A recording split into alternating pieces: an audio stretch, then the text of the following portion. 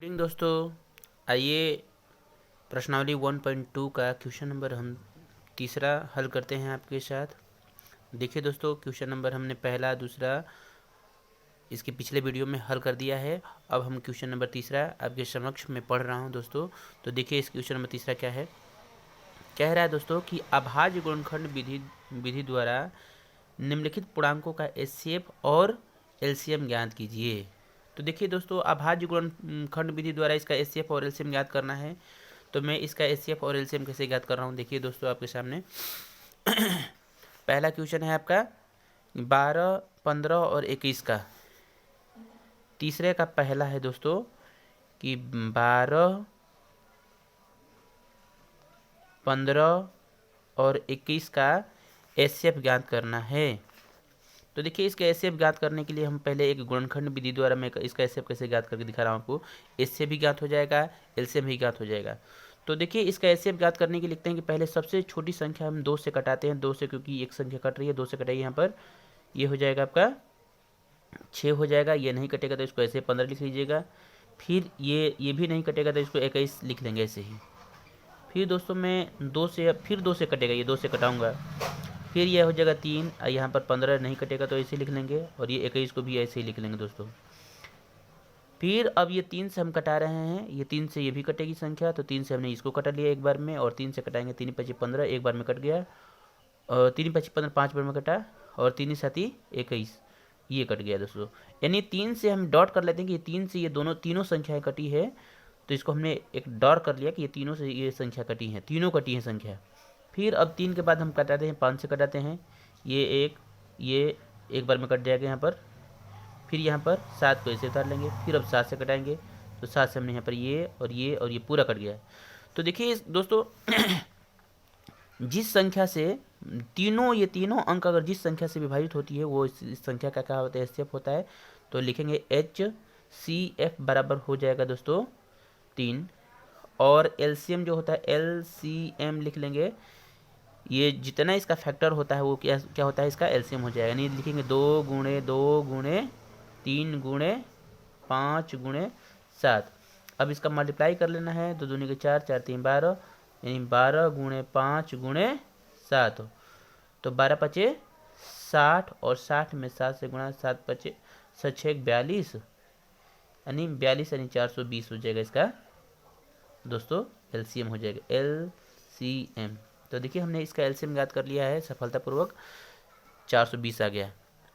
अब question number तीसरे का हम दूसरा क्वेश्चन कर रहे हैं। देखिए क्वेश्चन नंबर दूसरा का किसका हमें एचसीएफ ज्ञात करना है।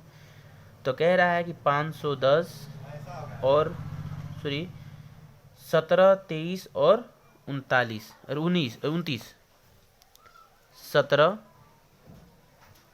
23, 29 का हमें एचसीएफ ज्ञात करना है।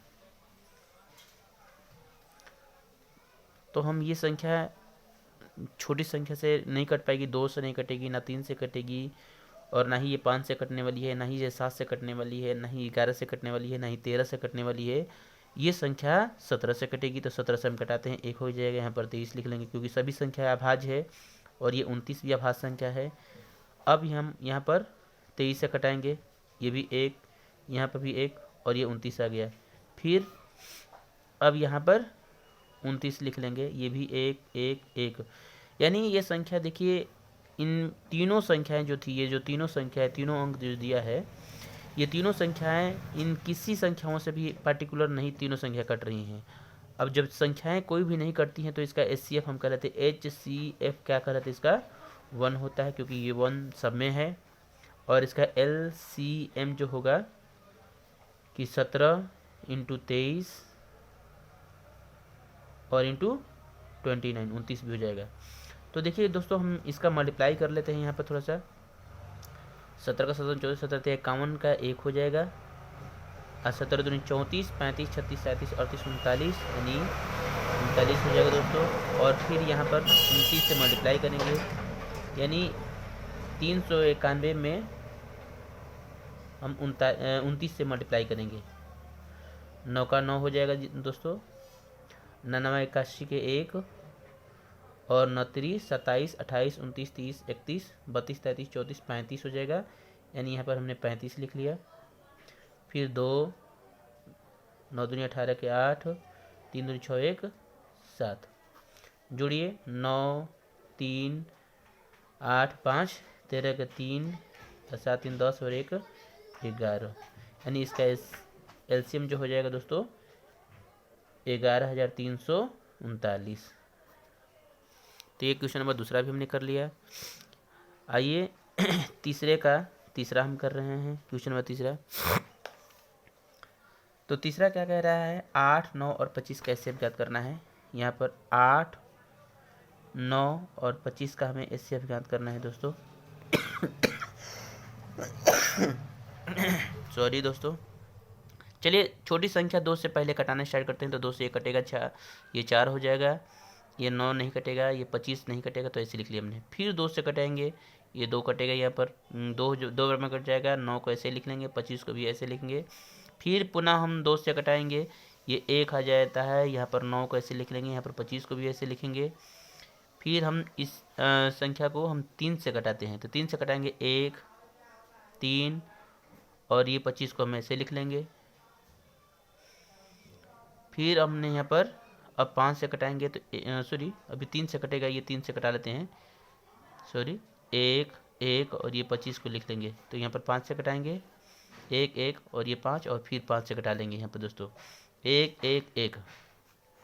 अब इसका एचसीएफ देखते हैं कि एचसीएफ क्या होता है। एचसीएफ तो अभी मैंने बताया था कि जो संख्या से तीनों संख्या डिवाइड हो जाती है, तो देखिए 2 से ये कोई नहीं कटा है, तो 2 तो इसका एचसीएफ नहीं होगा, 3 भी नहीं होगा, ना 5 होगा, तो इसका एचसीएफ क्या हो जाएगा 1 हो जाएगा। एलसीएम की बात करते हैं, तो एलसीएम मल्टीप्लाई कर लीजिए 2 गुणे 2 गुणे 2 गुणे 3 गुणे 3 गुणे और 5 गुणे 5 हो जाएगा दोस्तों। अब 2 दूनी के 4, 4 दूनी के 8 और 3 के 24, 24 गुणे 3 गुणे 25, 25 या 75, यानी लिख लेंगे यहाँ पर कि 24 गुणे 75। अब 75 में 24 से मल्टीप्लाई कर देना है, तो आप लिखिए 75 गुणे 24, 4 25 20 के 0, 7 चौक 28, 28 2 30, 5 दूनी 10, 7 दूनी 14 1 15, 0 0 8 1 1800 हो जाएगा दोस्तों। तो इसका एचसीएफ हमने ज्ञात कर लिया, एलसीएम ज्ञात कर लिया 1800 और एचसीएफ क्या आ गया 1 आ गया। तो क्वेश्चन नंबर तीसरा आपका हो गया दोस्तों। अब हम क्वेश्चन नंबर चौथे के बारे में देखते हैं कि क्वेश्चन नंबर चौथा क्या है। तो देखिए कह रहा है कि ये जो संख्या दिया है कि एचसीएफ 306 और 797 का एचसीएफ 9 दिया है, और एलसीएम जो दे दिया है 306 और 697 का एलसीएम ज्ञात करना है। यानी 2 संख्या दिया है, यानी देखिए यहाँ पर क्वेश्चन नंबर चौथा कर रहे हैं हम दोस्तों। यानी 2 संख्या n1 बराबर कितना दिया है 306 और n2 बराबर आपको दे दिया है 657 दे दिया है दोस्तों।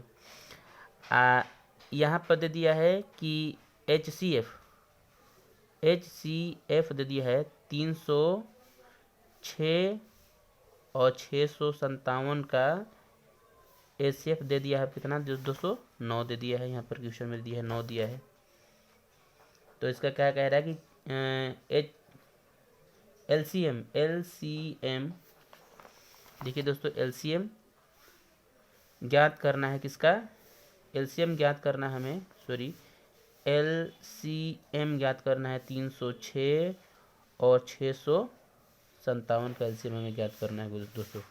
तो हम जानते हैं कि n1 इंटू n2 बराबर होता है LCM इंटू HCF।